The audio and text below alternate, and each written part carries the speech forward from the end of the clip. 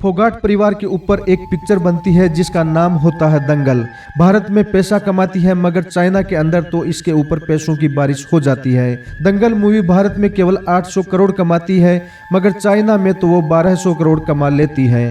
कुल मिलाकर 2000 करोड़ कमाने वाली पिक्चर के ऊपर कई संदेह जरूर उत्पन्न होते हैं। अगर कोई तमिल या तेलुगु पिक्चर जिसका सबटाइटल पंजाबी में हो 9000 सिनेमाघरों में उसको लगा दिया जाए तो आप सोचिए कि वो कितना पैसा कमा सकती है। नमस्कार, आप देख रहे हैं एसएसएन मीडिया। आज के इस वीडियो में हम जानेंगे कि चाइना अपनी फंडिंग से कैसे मीडिया, एथलीट और फिल्मों को प्रभावित करता है। ऐसी हजारों खबर आपको मिल जाएगी जो बताती है कि दंगल को चाइनीज लैंग्वेज में डब नहीं किया गया था। हिंदी की पिक्चर थी, इंग्लिश सबटाइटल था। एक और बात जो सबसे ज़्यादा यहाँ पर समझना ज़रूरी है कि इंडिया में इंग्लिश सबटाइटल समझने वाले लोगों की संख्या बहुत ज़्यादा है, जबकि चाइना में तो बहुत ही कम है। इंडिया की तरह वहाँ इंग्लिश मुख्य भाषाओं में नहीं है।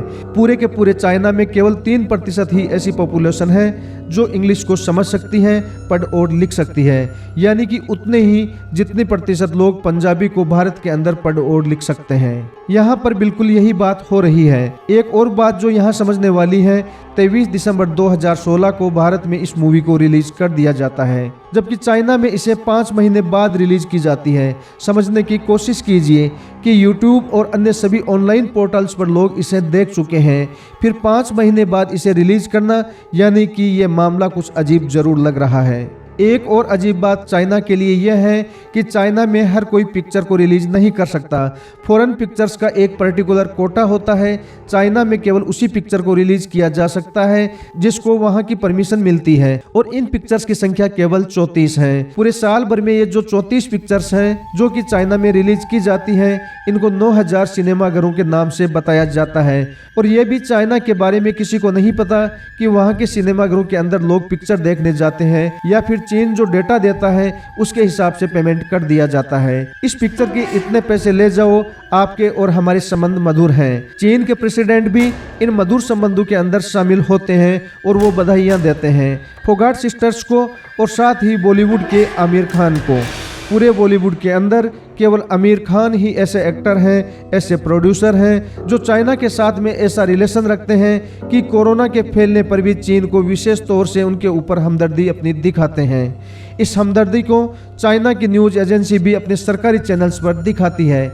यहाँ पर एक छोटी सी जानकारी आप और ले लीजिए कि जब ये कोरोना काल वाला सिलसिला शुरू हो चुका था, उसके बाद में भारत में रेसलिंग का एक कैंप लगता है और उस कैंप के अंदर एक ही परिवार के लोग नहीं जाते। आपको ये ढूंढने में समय लग सकता है कि भारत के उस कैंप के अंदर जो लखनऊ में आयोजित होना था, विनेश फोगाट और उसके साथी पहलवान नहीं गए। केवल इनको पता था कि ये जो बीमारी फैल रही है कितनी खतरनाक है, जबकि बाकी पहलवानों को तो जब बुलाया तब पहुंच गए। अमेरिका में ये चर्चा सरेआम है कि किस प्रकार से चाइना वहाँ की मीडिया, वहाँ के फिल्म इंडस्ट्री, वहाँ के खिलाड़ी, वहाँ के साइंटिस्ट को पैसा खिलाकर खरीद रहा है, मनचाहा काम करवा रहा है। भारत के अंदर भी ये पिछले काफ़ी समय से देखा जा रहा है कि किस प्रकार से एक विशेष लॉबी सामने आती है, एक ही प्रकार के आरोप लगाती है, अव्यवस्था फैलाती है और उसके बाद में हर जगह एक ही प्रकार के लोग दिखाई देते हैं। फिल्मों के अंदर राजनीति जिस प्रकार से दिखाई देती है कि जब नेतन्याहू भारत के अंदर आते हैं,